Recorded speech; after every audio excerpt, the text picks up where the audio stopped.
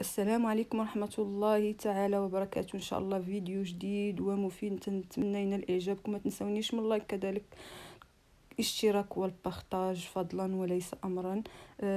جيت نشارك معكم واحد الكيك من شركة ماي شيف، ماي واي، معروفة ماي واي، عندها البرودويات التجميل، عندها ديال التنظيف، وكذلك ماي شيف ديال الطبخ. في حقيقة هاد ماي شيف خطيرة خطيرة، عندهم منتوجات رائعة. انا شخصيا نجربهم وكنعتمد عليها. راه بعض المرات كنجيب ليا غير انا ستوك ديال ماي شيف.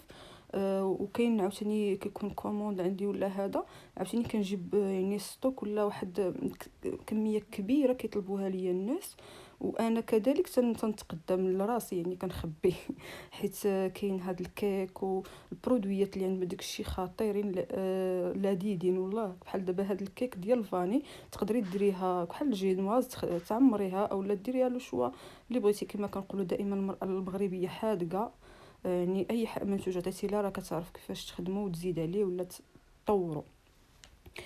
كاينه كيك الفانيلا، كاين كيك الشوكولات، كاين براونيز، كاين بزاف. ولكن مؤخرا نقصوا لينا بزاف د المنتوجات في الكتالوج، ما بقاش كما الاول كنا مبرعين. راه عندي لا فيديو، شوفوا لا فيديوهات القدام، كنت صاوبت معكم الفلون، صاوبت معكم المهلبيه، صاوبت معكم الكيك ديال البندق، خطير جدا. كنتمنىكم تجربوه.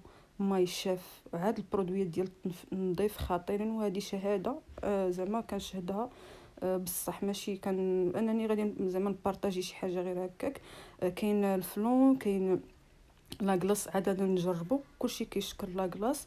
كذلك بليح الشام خطيره، ما بقاتش في الكتالوج جديد، كانت رخيصه. بلح الشام كانت ب7 دراهم كما كتشوفوا، يعني كان داكشي غزال، ولكن نقصوه لينا في الكتالوج. ماشي مشكل، كنعوضوه بهذا الشيء اللي كاين. كنتمنىكم تجربوا ماي شيف، كذلك المواد التنظيف راه رائعه رائعه رائعه. كنتمنى الفيديو ينال اعجابكم. الى فيديو اخر ان شاء الله.